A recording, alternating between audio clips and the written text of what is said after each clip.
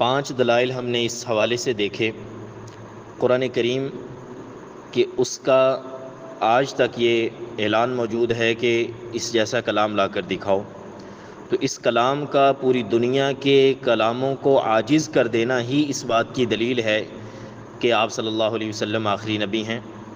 دوسرا ہم نے یہ دلیل دیکھی کہ نبی مکرم صلی اللہ علیہ وآلہ وسلم کی سیرت طیبہ کا کامل ہونا، مکمل ہونا، مکمل ضابطۂ حیات ہونا، وہ اس بات کی دلیل ہے کہ آپ صلی اللہ علیہ وآلہ وسلم اللہ تعالیٰ کے آخری نبی ہیں۔ تیسری ہم نے یہ دلیل دیکھی تھی کہ کسی بھی اس شخص کو جس نے نبوت کا جھوٹا دعویٰ کیا، امت کا اس شخص کو اجتماعی طور پر مسترد کر دینا، قبول نہ کرنا، یہ بھی اس بات کی دلیل ہے کہ آپ صلی اللہ علیہ وسلم اللہ کے آخری نبی ہیں۔ اور اسی طرح ہم نے چوتھی چیز یہ دیکھی کہ اگر کوئی شخص نبوت کا دعویٰ کرتا ہے تو وہ کوئی نہ کوئی علم ضرور لے کر آئے گا، اس کا وہ علم آپ صلی اللہ علیہ وسلم کا جو علم پہلے سے موجود ہے اس کے سامنے پیش کیا جائے گا۔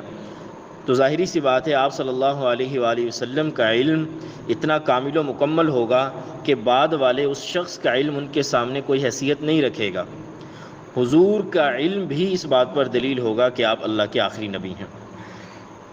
پانچویں دلیل میں نے یہ عرض کی تھی کہ سورج کی روشنی جس طرح تمام لوگوں کو، پوری دنیا کو ایک ہی وقت میں روشنی مہیا کرتی ہے، اور اس کے ہوتے ہوئے اب کسی نئے چراغ کی ضرورت نہیں ہے بلکہ سورج کی روشنی ہی کافی ہو جاتی ہے پوری روئے زمین پر، تو اسی طرح آپ صلی اللہ علیہ وآلہ وسلم کی نبوت بھی عالمی ہے، آفاقی ہے، پوری امت کے لیے ہے، پوری انسانیت کے لیے حضور نبی بنا کر بھیجے گئے۔ تو حضور کے ہوتے ہوئے، آپ کی نبوت کے ہوتے ہوئے کسی ایسے چھوٹے موٹے شخص کی یا اس کے دعوی نبوت کی قطعی ضرورت نہیں ہے کہ آپ صلی اللہ علیہ وسلم کی نبوت کے سامنے ایسے لوگوں کے دعوے کوئی بھی حیثیت نہیں رکھتے۔ لہٰذا جیسے سورج کے سامنے چراغ کی کوئی حیثیت نہیں، اسی طرح آپ صلی اللہ علیہ وسلم کی نبوت کے ہوتے ہوئے کسی دوسرے شخص کی اس طرح کے دعوے کو مسترد تو کیا جا سکتا ہے، قبول کرنے کی قطعی گنجائش موجود نہیں ہے۔ یہ 5 دلائل ہم نے کل دیکھے تھے، 2-3 آج دیکھ لیتے ہیں اور بات کو موضوع کے دوسرے حصے کی طرف یعنی بہائیزم کی طرف لے کر جاتے ہیں۔ چھٹی دلیل ہم یہ دیکھیں گے، بڑی اہم دلیل ہے یہ، کہ آپ صلی اللہ علیہ وآلہ وسلم نے ہمیں آخرت کے بارے میں بتایا اور قیامت کی نشانیاں بتائیں، اور قیامت سے پہلے آنے والے فتن، جو فتنے آئیں گے اس کی پیشین گوئیاں دی۔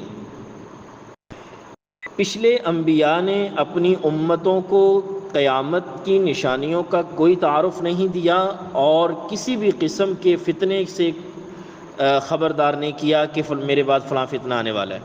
اس کی وجہ یہ ہوتی تھی کہ ایک نبی کو اتنا معلوم ہوتا تھا کہ میرے بعد اگر حالات بگڑتے ہیں تو اللہ ایک اور نبی بھیج دیں گے، اس لیے وہ فتنوں سے اپنی امت کو آگاہ نہیں کرتے تھے، کیونکہ فتنے آنے ہی نہیں ہوتے تھے، یوں ہی فتنہ پیدا ہوتا تھا، ایک نبی آ جاتا تھا۔ اس لیے فتنوں کے بارے میں، قیامت کے بارے میں، قیامت کی نشانیوں کے بارے میں پچھلے کسی نبی نے اپنی امت کو نہیں بتایا۔ رحمت عالم صلی اللہ علیہ وسلم نے تو پورے اس پر ایک نظام کھڑا کیا۔ کتاب الفتن ہمارے ہاں حدیث کی کتابوں میں بہت معروف کتاب ہے اور بہت معروف چیپٹر ہے ہماری حدیث کی کتابوں میں۔ تو آپ صلی اللہ علیہ وسلم نے اپنی امت کو فتنوں کے بارے میں بتایا اور ان سے بچنے کی راہ بھی بتائی۔ سیدنا علی رضی اللہ تعالیٰ عنہ کی روایت ہے کہ حضرت فرماتے ہیں، اور آپ صلی اللہ علیہ وسلم نے فرمایا، عن قریب تمہیں فتنے گھیر لیں گے، مال کا فتنہ، بے حیائی کا فتنہ، مال سے محبت کا فتنہ، لمبی زندگی جینے کی تمنا رکھنے کا فتنہ، بہت کچھ کما لینے کا فتنہ، یہ سارے فتنے ہیں جو اس دنیا میں، عارضی دنیا میں رہتے ہوئے انسان سوچتا ہے، یہ سارے فتنے ہیں۔ مال کی محبت بہت بڑا فتنہ ہے، ٹھیک ہے، تو آج وہ فتنے امت کے اندر موجود ہیں۔ تو آپ صلی اللہ علیہ وسلم نے فتنوں کے بارے میں، حضرت علی فرماتے ہیں، ہم نے کہا کہ فتنے ان قریب تمہیں گھیر لیں گے۔ حضرت علی فرماتے ہیں، میں نے کہا، مل مخرج منہا یا رسول اللہ، اے اللہ کے حبیب اس سے نکلنے کا بھی کوئی تو راستہ بتائیے۔ تو آپ صلی اللہ علیہ وسلم نے فرمایا کتاب اللہ، قرآن ان فتنوں سے بچانے کا واحد راستہ ہوگا۔ ٹھیک ہے، تو آپ صلی اللہ علیہ وسلم نے فتنوں کا بھی بتایا، فتنوں کے سے حفاظت کا راستہ بھی بتایا۔ یہ بات اس کی دلیل ہے کہ حضور کے بعد کوئی نبی نہیں آنے والا، ورنہ حضور کہتے کہ مجھے پریشانی نہیں ہے فتنوں کی، جب کوئی فتنہ آئے گا اللہ کو نبی بھیج دیں گے اور وہ آ کر اس امت کی اصلاح کر دے گا۔ آپ صلی اللہ علیہ وسلم نے خود ہی فتنے بتائے اور خود ہی ان سے بچنے کا راستہ بتایا، تو یہ بات بھی اس کی دلیل ہے کہ آپ صلی اللہ علیہ وسلم کے بعد کوئی نبی نہیں ہوگا، یہ عقلی طور پر ہم ثابت کر سکتے ہیں۔ تو یہ بڑی اہم دلیل ہے فتنوں کے بارے میں، قیامت کے بارے میں اور قیامت کی نشانیوں کے بارے میں۔ یہ پچھلے انبیاء نے اپنی امتوں کو نہیں بتایا کیونکہ ان کے بعد نبی آنے والے تھے۔ ہمارے حضرت کے بعد کوئی نبی نہیں ہے، تو آپ صلی اللہ علیہ وسلم نے پھر امت کو پوری نگرانی کی ان کی۔ دیکھیے اس کو مثال سے سمجھ لیجئے، ایک ماں باپ اپنے بچے کو اگر گھر میں چھوڑ کے جاتے ہیں، اگر انہیں پتہ ہو کہ ہمارے بعد کوئی ہوگا گھر میں جو بچے کی دیکھ بھال کرے گا، تو وہ بچے کو بہت زیادہ چیزیں سمجھا کے نہیں جائیں گے، بلکہ جو گھر میں نگران ہوگا اس کو بتا کر جائیں گے۔ اس کو اور آسان کر کے نا ہم تھوڑا سا اس کو معاشرتی لیول پہ سمجھ لیتے ہیں۔ کوئی خالہ، پھوپھی، چاچو، ماموں کو گھر میں چھوڑ جاتے ہیں نا، ماں باپ کہیں چلے گئے، اب ماں باپ بچے کے بارے میں اب بچے کو نہیں بتا کے جائیں گے، بلکہ وہ اس کو بتا دیں گے کہ فلاں وقت میں دودھ دے دیجئے گا، فلاں وقت میں کھانا کھلا دیجیے گا، فلاں وقت میں سلا دیجیے گا۔ یہ مثال ایسی ہے کہ انشاءاللہ چونکہ ہم گھریلو زندگی کے ہم سب سمجھ جائیں گے اور بات بہت واضح ہو جائے گی۔ اگر ماں باپ کو پتہ ہو کہ ہمارے بعد گھر کوئی نہیں ہوگا، تو ماں باپ پھر بچوں کو سمجھائیں گے کہ بیٹا دروازہ نہیں کھولنا، باہر نہیں جانا، کوئی آئے تو پہلے پوچھنا ہے، وغیرہ وغیرہ وغیرہ۔ یہی چیز اگر رسول اللہ صلی اللہ علیہ وسلم کے بعد کوئی نبی آنا ہوتا تو حضور ہمیں فتنوں کے بارے میں اور قیامت کی نشانیوں کے بارے میں ان فتنوں سے بچنے کا راستہ نہ بتا کے جاتے، بلکہ حضور یہی اس لیے خاموش رہتے کہ میرے بعد چونکہ نبی نے آنا ہے، اللہ اس نبی کو بتا دیں گے اور وہ نبی اپنے حساب سے امت کے اس وقت کے حالات دیکھ کر ان کی رہنمائی کر دے گا۔ لیکن میرے نبی نے تو اتنا خوبصورت انداز سے سمجھایا، فتنوں سے نکلنے کا اتنا بہترین راستہ بتایا اور فتنوں کی خبر گیری اتنی ہمیں دی ہے کہ یہ بات اس کی دلیل تھی کہ آپ صلی اللہ علیہ وسلم کے بعد چونکہ کوئی نبی نہیں آنے والا، لہٰذا ضروری ہے کہ حضور اپنی امت کو فتنوں کا بتائیں، اور آپ نے بتایا اور قیامت کا بتایا اور قیامت کی نشانیوں کا بتایا۔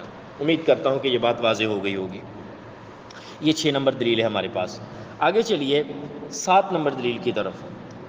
وہ بہت تفصیلی ہے لیکن صرف میں اس کا حوالہ آپ کی خدمت میں عرض کروں گا کہ امت میں آج تک دین کے خلاف جتنی بھی تحریکیں، جتنے بھی فتنے، جتنے بھی نظریات اٹھے، ان سب کا مقابلہ امت کے علماء نے، اولیاء اللہ نے، نیک لوگوں نے، ہمارے اماموں نے بڑا بڑھ چڑھ کے اس کا مقابلہ کیا، اور مقابلہ ایسا کیا کہ ان فتنوں کا دروازہ ہی بند کر دیا، ان کی بنیادیں کھوکھلی کر کے رکھ دی، ان کا آج نام و نشان تک نہیں ہے جو آج سے 500-700 سال پہلے فتنے ہوتے تھے۔ ہمارے ہاں جو طلباء کو درس نظامی کروایا جاتا ہے، طلباء طالبات کو، ان کو وہ فتنے پڑھائے جاتے ہیں حدیث کی کتابوں میں، لیکن سرے سے ان کا وجود نہیں ہے دنیا میں۔ ٹھیک ہے، یہ بھی اس بات کی یعنی علماء کا ہونا، مجددین کا ہونا، اولیاء اللہ کا ہونا اس بات کی دلیل ہے کہ حضور کے بعد دین کی حفاظت کے لیے، یعنی حضور کے بعد سے مراد ہے کہ رحمت عالم صلی اللہ علیہ وسلم کے پردہ فرما جانے کے بعد اس دین کی حفاظت اور فتنوں کے مقابلے کی صلاحیت اس امت کے علماء کو، مجددین کو، اولیاء اللہ کو دے دی گئی ہے۔ اگر نبی نے آنا ہوتا تو یہ چیز علماء سے اور اولیاء اللہ سے نہ کروائی جاتی، پھر نبی کا انتظار کیا جاتا۔ لیکن 1500 سال میں جتنے فتنے آئے، اولیاء اللہ نے، علماء نے، ائمہ نے، مجددین نے انتہائی خوبصورتی سے، جانفشانی سے، سرفرازی سے، جانثاری سے، وفاداری سے، دیانتداری سے اپنے نبی کے دین کا تحفظ بھی کیا، ان فتنوں کا جواب بھی دیا، ان کا رد بھی کیا، اتنا اچھا رد کیا کہ آج دنیا کے اندر ان کا وجود نہیں ہے۔ آج جو فتنے موجود ہیں، آج سے کچھ عرصہ کے بعد وہ بھی نہیں ہوں گے انشاءاللہ تعالی۔ تو وہ علماء کا ہونا، مجددین کا ہونا خود ختم نبوت کی دلیل ہے کہ اس امت کے دین کی حفاظت کے لیے اب کوئی نبی نہیں آئے گا، بلکہ اس امت میں سے ہی ایسے افراد کا انتخاب کیا جائے گا کہ جن کے اندر یہ صلاحیت ہوگی، جن کے اندر یہ ایبلٹیز ہوں گی کہ وہ اپنے نبی کے دین کا تحفظ بھی کر سکیں گے اور جو فتنے ہوں گے ان کا مقابلہ بھی کر سکیں گے۔ تو یہ علماء، اولیاء اللہ اور مجددین یہ ختم نبوت کی دلیل ہیں کہ اب کوئی نبی نہیں آئے گا، بلکہ یہ امت اپنے معاملات خود ہی سنبھالنے کی صلاحیت رکھتی ہے۔ آخری دلیل کی طرف آ جائیے، 8 دلیلیں کافی ہیں انشاءاللہ تعالی۔ ایک دلیل ہم اور دیکھ لیتے ہیں، وہ بات میں پہلے کر چکا ہوں، تھوڑا سا اس کو مزید عرض کر دیتا ہوں کہ جتنے پہلے نبوت جتنے لوگوں نے دعویٰ کیا ہے، آپ صلی اللہ علیہ وسلم کے دور میں ہی کچھ لوگوں نے نبوت کا جھوٹا دعویٰ کر دیا تھا۔ ایک شخص تھا جس کا نام تھا مسیلمہ کذاب۔ مسیلمہ، اس کا نام تو مسیلمہ تھا، کذاب اس لیے کہتے ہیں کہ وہ بہت جھوٹا تھا، یعنی اس نے جھوٹا دعویٰ کیا تھا۔ اس نے آپ صلی اللہ علیہ وسلم کے یہاں پر تشریف فرما ہوتے ہوئے ہی نبوت کا دعویٰ کر دیا تھا۔ اس سے لے کے آج تک 20 لوگ ایسے آئے جنہوں نے نبوت کا دعویٰ کیا۔ ان کے اپنے وقت میں ان کے ماننے والے بھی کافی پیدا ہو گئے تھے، لیکن آج ان کا کوئی وجود نہیں ہے۔ جیسا میں نے 7ویں دلیل میں عرض کیا نا، وہاں تو میں نے مطلقاً فتنوں کا عرض کیا نا کہ کسی بھی حوالے سے اگر دین کے خلاف کوئی آواز اٹھی ہے، یہاں میں پرٹیکولرلی ان لوگوں کے بارے میں کہہ رہا ہوں جنہوں نے صرف نبوت کا دعویٰ کیا آپ صلی اللہ علیہ وسلم کے بعد۔ ان کا بالکل کوئی وجود اس دنیا میں اس وقت نہیں ہے۔ یعنی حضور کے زمانے میں جس شخص نے نبوت کا جھوٹا دعویٰ کیا تھا مسیلمہ، اس کا کوئی ماننے والا آج دنیا میں موجود نہیں ہے۔ اور اس کے بعد آج تک جتنے لوگوں نے کیا، ہر صدی کے اندر کوئی نہ کوئی ایسا شخص پیدا ہوا جس نے کوشش کی ہے۔ ابھی میں انشاءاللہ 8ویں دلیل کے بعد اس بات کو ڈسکس کروں گا کہ ان لوگوں نے آخر سوچا کیا ہے کہ یہ دعویٰ کریں گے اور ان کو قبول کر لیا جائے گا۔ ان کی سوچ پر بھی تھوڑا سا میں انشاءاللہ تعالی چند ایک گزارشات پیش کرتا ہوں۔ تو جتنے آج تک نبوت کا دعویٰ کرنے والے جھوٹے ہیں، ان کو امت کا قبول نہ کرنا اور ان کے آثار کا آج ذرہ بھر بھی باقی نہ ہونا، یہ بھی اس بات کی دلیل ہے کہ آئندہ بھی اگر کوئی خدا نہ خواستہ آتا ہے اور نبوت کے جھوٹے دعوے کرتا ہے تو وہ بھی اسی طرح اپنا پھسپھسا دعویٰ لے کر دنیا سے چلا جائے گا، لیکن امت اس کو قبول نہیں کرے گی کیونکہ حضور کی ختم نبوت موجود ہوگی۔ تو پھر میں مثال جو ہے وہ اس کو دوبارہ عرض کر رہا ہوں، مدعیان نبوت کے اثرات کا اور آثار کا ٹوٹلی طور پر ختم ہو جانا ختم نبوت کی دلیل ہے، عقلی طور پر، کہ مسیلمہ سے لے کر جو رسول اللہ کے زمانے میں جس نے نبوت کا اس سے لے کر آج تک تمام کے تمام ان کا کوئی وجود نہیں ہے۔ یہ مرزائیت ہے، انشاءاللہ تعالیٰ یہ بھی اپنی آخری سانسیں لے رہی ہے، یہ بھی ختم ہو جائے گی۔ اگر خدا نہ خواستہ اس کے بعد بھی کوئی فتنہ آتا ہے تو وہ بھی ختم ہو جائے گا، کیونکہ آپ صلی اللہ علیہ وسلم کی ختم نبوت موجود ہے، اور حضور کی ختم نبوت کے ہوتے ہوئے آج تک 1500 سال میں کسی کی جھوٹی نبوت نہیں چلی، تو آئندہ بھی نہیں چلنے والی۔ یہ بھی ایک عقلی دلیل ہے انشاءاللہ تعالیٰ کہ جو ہمارے لیے اس بات کو ثابت کرتی ہے کہ ہمارے حضرت کے بعد کوئی نبی نہیں آ سکتا۔ یہ 8 دلائل ہیں، امید کرتا ہوں کہ کافی حد تک انشاءاللہ یہ سمجھ آ گئے ہوں گے۔ تو یہ پہلی بار یہ موضوع میں نے آپ کی خدمت میں عرض کیا ہے۔ عام طور پر عقلی طور پر ختم نبوت کو ثابت کرنے کا موضوع ذکر نہیں کیا جاتا، بلکہ جب یہ میں نے ابھی یہ کنٹینٹ تیار کیا ہے، ہم سے بہت سارے حضرات نے رابطہ کیا ہے کہ ہمیں یہ مضمون پہنچائیں، بہت ساری یونیورسٹیز سے ہمیں جو ہے وہ رابطہ ہم سے ہوا ہے کہ جی ہمیں مضمون یہ پہنچائے، تو انشاءاللہ جو کچھ مواد بھی ہم سے میسر ہو سکا ہم ضرور پہنچائیں گے، اور انشاءاللہ اس کار خیر میں حصہ لیں گے اور اس کو اپنے لیے بخشش کا سبب بھی سمجھتے ہیں۔ تو یہ 8 دلائل میں نے آپ کی خدمت میں عرض کیے۔ اگر آپ اس کو لکھنا چاہیں ضرور لکھیے، یاد کیجئے، اور کبھی کو بھول جائے کو رہ جائے تو انشاءاللہ تعالیٰ آپ رابطہ کیجئے، آپ تک وہ سارا مواد پہنچا دیا جائے گا۔ اب آئیے گفتگو کے اگلے حصے کی طرف۔ تھوڑا سا ہم یہ دیکھتے ہیں کہ انہوں نے دعوے کیوں کیے تھے۔ آج تک جتنے لوگ بھی آئے ہیں انہوں نے نبوت کے جھوٹے دعوے کیوں کیے؟ انہوں نے اس لیے کیے، ان کو یہ لگا، ان کے نفس نے ان کو یہ دھوکہ دے دیا، شیطان نے ان کو یہ دھوکہ دے دیا، ان کو یہ لگا آپ صلی اللہ علیہ وسلم کی سیرت سے کہ ایک ہستی تشریف لائے، 23 سال کی محنت میں 1.5 لاکھ صحابہ تیار ہوئے، اور ان صحابہ کی محنت سے پوری امت میں دین گیا، اور پوری امت آپ صلی اللہ علیہ وسلم کی ذات اقدس پر جان نثاری کے لیے تیار ہو گئی۔ ان کو لگتا تھا کہ ہم بھی ایسا کریں گے تو ہمارے لیے بھی ایسے بڑے بڑے لوگ تیار ہو جائیں گے۔ یہ ان کو نفس نے دھوکہ دے دیا، ایمان کی کمزوری بھی تھی، نصیب کے مارے ہوئے تھے، تو ان کو لگا کہ 23 اب دیکھیں 23 سال کو عرصہ ہے، لیکن آپ صلی اللہ علیہ وسلم کے ساتھ تو اللہ کی مدد و نصرت تھی، اور حضور خاتم النبیین تھے، اور سب سے تھوڑے ٹائم کے اندر آپ صلی اللہ علیہ وسلم کی ذات اقدس سے اللہ نے اتنا خوبصورت کام لیا کہ 1.5 لاکھ صحابہ تیار ہوئے، اور ان صحابہ کے ذریعے پوری امت تیار ہو گئی۔ اور آج دیکھیں کہ 1.5 ارب 2 ارب کے نزدیک جو ہے دنیا کے اندر مسلمان موجود ہیں۔ یہ میرے نبی کی محنت ہے۔ اسلام تو پوری دنیا میں موجود ہے، کافر بھی اسلام کو جانتا ہے، مسلمان اپنی مقدار کے لحاظ سے، اپنی تعداد کے لحاظ سے وہ 2 ارب موجود ہیں۔ ان کو بیچاروں کو، بیوقوفوں کو یہ لگا تھا کہ شاید ہم بھی ایسا کریں گے تو بڑا نام بن جائے گا اور بڑا کام بن جائے گا، بڑے لوگ تیار ہو جائیں گے، لیکن یہ آج تک جتنے ہوئے ان سب کو بھی ناکامی دیکھنی پڑی، اور آئندہ بھی اگر کوئی ہوا تو اس کو بھی ناکامی ہی دیکھنی پڑے گی۔ یہ اس بات کا جواب ہے کہ اگر کسی کے ذہن میں سوال پیدا ہو کہ یہ جو جھوٹے لوگ آئے ہیں آخر ان کو کیا پڑی ہوئی تھی کہ انہوں نے یہ دعویٰ کیا، تو بس ان کو یہی حسد تھا اور یہی تھا کہ شاید ہم بھی ایسا کریں گے تو کچھ نہ کچھ ہو جائے گا۔ ختم نبوت پر حملہ کرنا، یہ میں بات عرض کیا کرتا ہوں، ختم نبوت پہ حملہ کرنا پوری امت کی عزت پر حملہ کرنے کے مترادف ہے، کیونکہ آپ صلی اللہ علیہ وسلم کی عزت پوری امت کی عزت، پوری امت کی عزت رسول اللہ کی عزت ہے۔ آپ صلی اللہ علیہ وسلم کے ختم نبوت پر حملہ امت کی عزت پر حملہ ہے، رسول اللہ کی عزت پہ حملہ ہے، ٹھیک ہے۔ اس لیے ہم قطعی طور پر کسی بھی مدعی نبوت کو جو جھوٹا دعویٰ کرتا ہے نبوت کا، ہم اسے قبول نہیں کر سکتے۔ وقت ہمارے پاس کم ہے، میں ذرا جلدی اب باقی مضمون کو سمیٹنے کی کوشش کرتا ہوں۔ ہوا یہ 1819 کے اندر، بلکہ 1817 میں ایران کے شہر تہران میں، یہ جو تہران ہے آج بھی میرا خیال دارالحکومت یہی ہے ایران کا، ایران کے شہر تہران میں ایک شخص پیدا ہوا جس کا نام تھا مرزا حسین علی۔ اس کا لقب تھا بہاء اللہ۔ بہاء اللہ اللہ کے نور کو کہتے ہیں، یہ اس نے اپنا لقب رکھا بہاء اللہ۔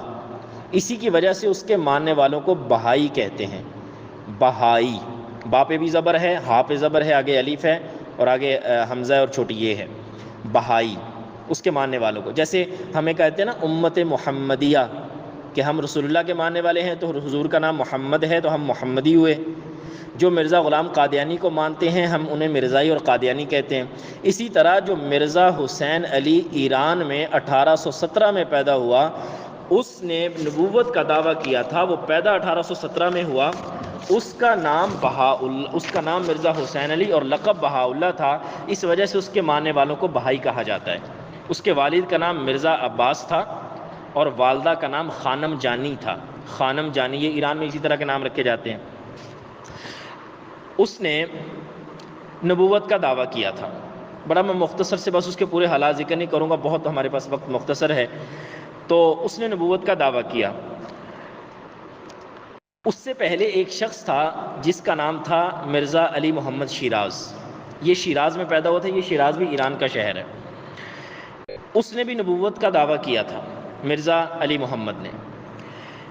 مرزا حسین بہاء اللہ جو تھا، اس نے سب سے پہلے مرزا علی محمد شیراز کو قبول کیا، یعنی یہ اس کا امتی بنا۔ جب مرزا علی محمد مر گیا تو مرزا حسین علی جس کا لقب بہاء اللہ تھا، اس نے اپنی نبوت کا اعلان کر دیا اور اس نے کہا کہ میں بہاء اللہ ہوں، یعنی میں اللہ کا نور ہوں، میں اللہ کا مظہر ہوں، میں اللہ کا نبی ہوں، نہ جانے کیا کیا دعوے شروع کر دیے۔ کتابیں بھی اس نے لکھی۔ اس نے ایک کتاب لکھی جس کا نام ہے کتاب اقدس، ہمارے پاس موجود ہے، عربی میں لکھی۔ اس کتاب کو اس نے کہا کہ یہ کتاب آج کے بعد قرآن کریم کی جگہ پڑھی جائے گی اور قرآن کو اللہ نے منسوخ کر دیا ہے، یعنی قرآن اب ختم ہو گیا ہے، قرآنی تعلیمات ختم ہو گئی ہے، اب میری کتاب جس کا نام ہے کتاب اقدس، اب یہی امت میں پڑھی جائے گی۔ اب جو بہائی ہیں نا، پاکستان میں بھی بہت سے بہائی ہیں، اب جو بہائی ہیں وہ کتاب اقدس کو پڑھتے ہیں، وہ قرآن کریم کو نہیں پڑھتے۔ القصہ مختصر، 1853 میں ایران حکومت نے جب دیکھا کہ اس نے ایسا دعویٰ کیا ہے تو علماء کی تحریک اٹھانے پر ایران حکومت نے 1853 میں اس کو وہاں سے جلا وطن کر دیا اور یہ بغداد بھاگ گیا۔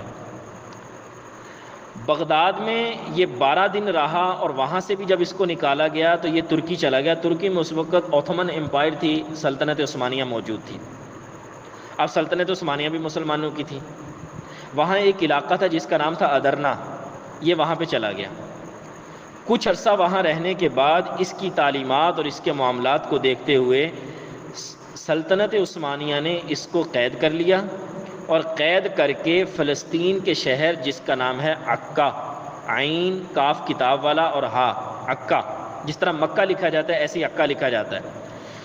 عکا شہر اس وقت سلطنت عثمانیہ کی بہت بڑی جیل تھی، تو انہوں نے اس کو دیکھا کہ اس نے نبوت کا جھوٹا دعویٰ کیا ہے اور لوگ اس کے پیچھے بھی لگ گئے ہیں، اس نے قرآن کریم کو منسوخ قرار دے دیا ہے، اپنی کتاب شروع کر دی ہے، اپنی نبوت کا اعلان کر دیا ہے۔ انہوں نے اس کو وہاں عکا جیل میں بھیج دیا۔ وہاں یہ کافی عرصہ رہا، آخر میں یہ مجنون ہو گیا، دیوانہ پاگل ہو گیا، اور اس کے بعد 1892 میں یہ وہیں عکا شہر میں فوت ہو گیا۔ یہ میں نے بہت مختصر سا خاکہ آپ کے سامنے رکھا ہے وقت کم ہونے کی وجہ سے۔ اس شخص کا نام مرزا حسین علی تھا، لقب اس کا بہاءاللہ تھا۔ اس نے وہاں جب انتقال کیا وہیں پر اس کو دفن کیا گیا۔ جو تعلیم اس نے اپنے ماننے والوں کو دی ہے، چند لفظوں میں اس کی تعلیمات دیتا ہوں اور آپ دیکھیے گا کہ کتنی بھدی تعلیمات ردی کی ٹوکری میں پھینکنے لائق ہیں جو اس نے اسلام کے مقابلے میں دنیا کے سامنے پیش کی ہیں۔ مثال کے طور پر بہائی مذہب کے اندر، اچھا یہ یاد رکھیے گا، یہ پاکستان میں 1999 میں تو ان کی مردم شماری ہوئی تھی، کوئی یہ 30-40 ہزار تھے اس وقت، لیکن اب ان کی تعداد ٹھیک ٹھاک ہو گئی ہے۔ اسلام آباد شفا انٹرنیشنل ہاسپٹل کی بیک سائڈ پہ ان کی بہت بڑی عبادت گاہ ہے، بہت بڑی ہے وہ آپ انٹرنیٹ پہ بھی دیکھیں گے تو وہ نکل جاتی ہے۔ وہ کراچی میں بھی ہے، رحیم یار خان میں بھی ہے، لاہور میں بھی ہے، اور یہ ٹھیک ٹھاک اب موجود ہیں، لیکن یہ خاموش تبلیغ کرتے ہیں، بڑی خاموشی کے ساتھ جو ہے نا اپنے اس گند کو امت کے اندر پھیلانے کی کوشش کرتے ہیں، اور لوگوں سے یہ کہتے ہیں کہ آپ جو ہے وہ بہاءاللہ کو اب اللہ کا نبی سمجھے اور آپ وسلم کی نبوت ختم ہو گئی ہے۔ ان کے نزدیک حضور کی نبوت صرف 1000 سال تک رہنی تھی، اور جب انہوں نے نبوت کا دعویٰ کیا ہے اس وقت حضور کی تشریف آوری کو 1200 سال ہو چکے تھے۔ انہوں نے کہا جی 1000 سال سے اوپر ہو گیا ہے، اب آپ وسلم کی نبوت بھی ختم، تعلیمات بھی ختم، آج کے بعد بہاءاللہ نبی ہوگا اور اس کی کتاب اقدس قرآن کی جگہ پڑھی جائے گی۔ ان کے نزدیک باجماعت نماز نہیں ہوتی، صرف جنازہ جماعت کے ساتھ پڑھا جاتا ہے۔ ان کے نزدیک نمازیں 3 ہیں، 5 نہیں ہیں، 3 نمازیں ہیں، ایک نماز صلاۃ کبیر ہے، ایک نماز صلاۃ وسطیٰ ہے، ایک نماز صلاۃ صغیر ہے۔ ان 3 میں سے کوئی ایک بھی پڑھ لی جائے تو کافی ہے۔ ان کے نزدیک کوئی مریض ہے، کوئی ضعیف ہے تو اس کو نماز معاف ہے۔ ان کے نزدیک روزے 2 مارچ سے 20 مارچ تک 19 روزے رکھے جاتے ہیں۔ ان کے نزدیک حج یہ ہے کہ مرزا حسین علی بہاءاللہ کا جو گھر ہے نا جی بغداد میں، جہاں اس کو جلا وطن کیا گیا تھا، اس گھر کی زیارت ان کے نزدیک حج ہے۔ مکہ مکرمہ ان کے نزدیک حج نہیں ہے کہ وہاں جایا جائے گا۔ اور ان کے نزدیک کعبہ وہ عکا شہر ہے جہاں ان کا جھوٹا نبی مرا ہے، عکا فلسطین کا جو شہر ہے، یہ اس طرح منہ کر کے نماز پڑھتے ہیں۔ پاکستان میں بھی جتنے بھائی ہیں یہ سارے عکا شہر کی طرح منہ کر کے نماز پڑھتے ہیں، اور یہ اپنا کعبہ سمجھتے ہیں اس کی قبر کو۔ اور اس مذہب میں ایک عورت کو ایک ہی وقت میں 9 مردوں سے نکاح کرنے کی اجازت ہے۔ اب آپ خود اندازہ لگا لیں کتنا کی پاک صاف مذہب ہوگا یہ۔ اچھا، ان کے مذہب میں ہفتے میں 1 مرتبہ نہانا چاہیے، گرمیوں میں روزانہ 1 مرتبہ پاؤں دھونے چاہیے، سردیوں میں 3 دن کے بعد پاؤں دھونے چاہیے، چہرے اور ہاتھ کو دھونے کی ان کے نزدیک کوئی اہمیت ہی نہیں ہے۔ کھانا پینا کیا چیز حلال ہے کیا حرام ہے ان کے نزدیک کوئی حد مقرر نہیں ہے۔ اس مذہب میں ہر چیز کھانے پینے حلال بھی ہے، جس کو کہیں کہ حلال ہے وہ حلال ہے، جس کو یہ خود کہہ دے حرام ہے وہ حرام ہے، یعنی ان کے نزدیک کسی بڑے نے کچھ طے نہیں کیا۔ ان کے نزدیک 5 عیدیں ہیں جو 1 سال میں منائی جاتی ہیں۔ اس مذہب کے نزدیک ہر مہینہ 19 دن کا ہوتا ہے۔ یہ ہمارے پاکستان میں موجود ہے سب کچھ۔ اس لیے آپ کو بتا رہا ہوں، کل میں نے عرض کیا تھا نا حضرت عمر کا قول، اپنے زمانے کی جاہلیت کو سمجھیں وہ کیا ہے۔ 5 عیدیں ہوتی ہیں، ایک 21 مارچ کو ہوتی ہے، ایک ان کی عید مارچ کے بعد 12 دن کی ہوتی ہے، ایک 1 محرم کو ہوتی ہے، ایک 2 محرم کو ہوتی ہے، اور ایک 5 جمادی الاول کو ہوتی ہے۔ ایک مہینہ ان کے نزدیک 19 دنوں کا ہوتا ہے، ہمارے ہاں ایک مہینہ 30 دن کا ہے، ایک مہینہ 19 دن کا، اور ایک سال 19 مہینوں کا۔ ہمارے ہاں ایک سال 12 مہینے کا ہے، ان کے نزدیک ایک سال 19 مہینوں کا ہوتا ہے، ٹھیک ہے۔ اور ہمارے ہاں انگریزی سال جو ہے وہ جنوری سے اور اسلامی سال 1 محرم سے ہوتا ہے، ان کے نزدیک سال کا آغاز 21 مارچ سے ہوتا ہے۔ اب آپ مجھے بتائیں، یہ ہزاروں کی تعداد میں پاکستان میں بھی موجود ہیں، اپنے مذہب کی تبلیغ بھی کر رہے ہیں، لوگوں کو بہائی بھی بنا رہے ہیں۔ ابھی 2018 میں بہاولپور میں بہائیوں نے کافی مسلمانوں کو بہائی بنایا، پیسے کا لالچ دے کر یا کسی دوسری چیز کا لالچ دے کر، کوئی نوکری کا لالچ دے دیا، باہر بھیجنے کا لالچ دے دیا۔ یہ وہ تمام وجہیں ہیں کہ ہمیں معلوم نہیں کہ ہمارے دور کے فتنے کیا ہیں، اور ہمارے بچے ان کو یورپ کی طرف سے فریڈم آف سپیچ اور فریڈم آف تھنکنگ اور فریڈم آف افیئر جیسے نظریات دے کر یورپ نے یہ چیز ان میں ڈال دی ہے کہ بھائی آپ اپنی مرضی کے فیصلے کریں۔ اب ماں باپ بچوں کو ختم نبوت کیا سکھا سکیں گے؟ جب تک بچے ماں باپ کے پاس ہو گئے ماں باپ بتا دیں گے، جب بچہ کل کو کالج یونیورسٹی میں ہاسٹل میں جائے گا ایسے کسی بھی فتنے کے شکار ہو جائے گا، اور اس کو کل پتہ بھی نہیں ہوگا کہ میرا ایمان کہاں چلا گیا، میں تو اپنے نبی کو ماننے والا تھا، رسول اللہ کو ماننے والا تھا، میں یہ کس گندے مذہب کو ماننا شروع کر دیا۔ یہ میں نے بہت مختصر آپ کے سامنے عرض کیا، ورنہ کم سے کم 1 سے 1.5 گھنٹہ چاہیے تو پورا خاکہ جو میں نے تیار کیا تھا کہ ہم بتائیں گے تو وہ سمجھ آ سکتا تھا، لیکن میں نے بس آپ کو تعارف کروا دیا۔ تعلیمات اس لیے میں نے زیادہ بتائی ہے کہ تعلیمات ہی تو مذہب کی شان ہوتی ہیں، اور ہماری مذہب کی شان بھی ہماری تعلیمات ہیں۔ آپ خود دیکھ لیجئے کہ ان کا کیا حال ہے۔ 1872 کے اندر اسی مذہب کا یعنی بہائی مذہب کا ایک شخص تھا جس کا نام تھا سلیمان خان تنکا گونی، اس کو جمال افندی کے لقب سے پکارا جاتا تھا۔ وہ بر صغیر میں آیا تھا ایران سے اپنے مذہب کی تبلیغ کرنے کے لیے۔ یہاں سے وہ جاتے ہوئے 1872 میں اپنے مذہب کی کتابوں کا ایک صندوق مرزا غلام قادیانی کو دے کے گیا تھا۔ وہی کتابیں پڑھ کے بعد میں مرزا غلام قادیانی نے نبوت کا دعویٰ کر دیا تھا۔ اس کے بعد پھر وہ بہائیت الگ مذہب بن گیا اور مرزائیت اور مرزا قادیانی الگ بن گئے۔ اب ہمارے پاکستان میں بے شمار مرزائی موجود ہیں، ہمارے ٹوبا ٹیک سنگھ کے ارد گرد بہت سارے پورے کے پورا گاؤں مرزائیوں کا ہے، اور انہوں نے پتہ نہیں کتنے مسلمانوں کو اب تک مرزائی کر دیا ہے، جو مسلمان جن کے دل میں ختم نبوت کا عقیدہ مضبوط نہیں تھا۔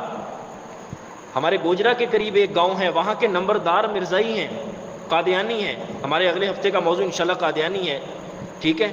وہ انہوں نے کئی ایسے غریب گھرانے اس گاؤں کے جو ایمان میں مضبوط نہیں تھے، ان کو کہا تم صرف مرزائی ہو جاؤ، آپ صلی اللہ علیہ وسلم کی نبوت کا انکار کر دو۔ دیکھو کتنے بڑے ظلم کی بات ہے، انکار کر دو، مرزا غلام قادیانی کو اللہ کا نبی سمجھ لو، ہم تمہارے بچوں کو نوکریاں بھی دیں گے، ملازمتیں بھی دیں گے، تمہاری بچیوں کی شادیاں بھی کریں گے۔ اور ہمیں پتہ چلا کہ کئی گھرانے اب تک مرزائی ہو چکے ہیں۔